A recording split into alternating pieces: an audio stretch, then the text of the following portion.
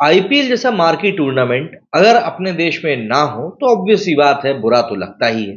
लेकिन क्योंकि ये चुनावी साल है, 2024 में लोकसभा चुनाव होने हैं और इसी के मद्देनजर जब आईपीएल का शेड्यूल जारी किया गया था, तब भी 22 मार्च से लेकर 7 अप्रैल तक का ही शेड्यूल जारी किया गया था।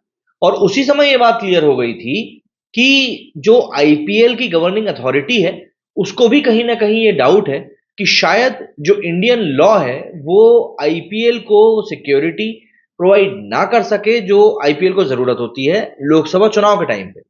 और आज जब इलेक्शन कमीशन की प्रेस कॉन्फ्रेंस हमारे सामने आ चुकी है, तो उसमें इस बात को क्लैरिफाई कर दिया गया कि 10 अप्रैल के बाद में चुनाव कराए जा सकते हैं और 23 मई को इसको लेकर गणना होगी। तो जाहिर सी बात है, आईपीएल का सेकंड हाफ अब भारत में नहीं होगा, इसकी अटकलें ज्यादा हो चुकी हैं। अगर मैं आपको एक छोटा सा डेटा बताऊं, तो 2009 में दूसरा सीजन जब होना था आईपीएल का, तब पूरी की पूरी लीग साउथ अफ्रीका में शिफ्ट कर दी गई थी। 2014 की बात करें, तब आईपीएल का आयोजन का जो पहला हाफ था वो मतलब यूएई में खेला गया था और दूसरा हाफ जो था वो भारत में खेला गया था। हालांकि 2019 में आईपीएल की गवर्निंग अथॉरिटी ने इस बात को मेक श्योर किया था कि लोकसभा चुनाव के साथ साथ आईपीएल इंडिया में ही हो। लेकिन 2024 में अब ये क्या होगा क्या नहीं होगा, इस बारे में अभी तक कोई क्लैरिफिकेशन नहीं है। खबरें तो टाइम्स ऑफ इंडिया के हवाले से ये भी आ रही हैं कि आईपीएल के कुछ अधिकारी इस समय यूएई में हैं, जो कि संभावनाएं तलाश रहे हैं वहां पर आईपीएल को कराने की। देखिए, आईपीएल के यूएई में होने से ब्रॉडकास्टिंग राइट्स में तो कोई इतना अंतर नहीं पड़ता, लेकिन जो ग्राउंड से होने वाली जो कमाई रहती है उसके ऊपर स्टेट क्रिकेट बोर्ड्स को एक बहुत बड़ा झटका पड़ता है।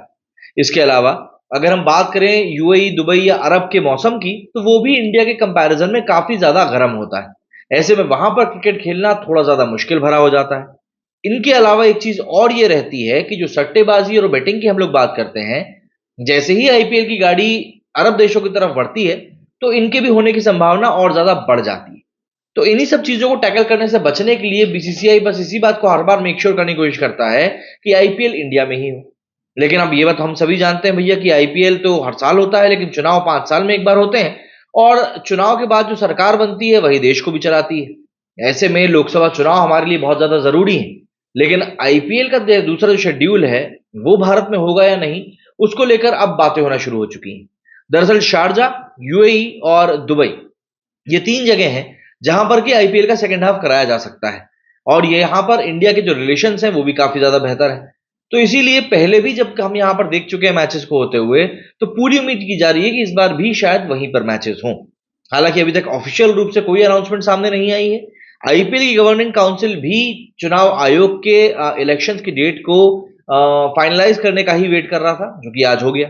अब हो सकता है कि इसको लेकर कोई बड़ी एक न्यूज या बड़ी कोई अपडेट निकल कर सामने आ जाए।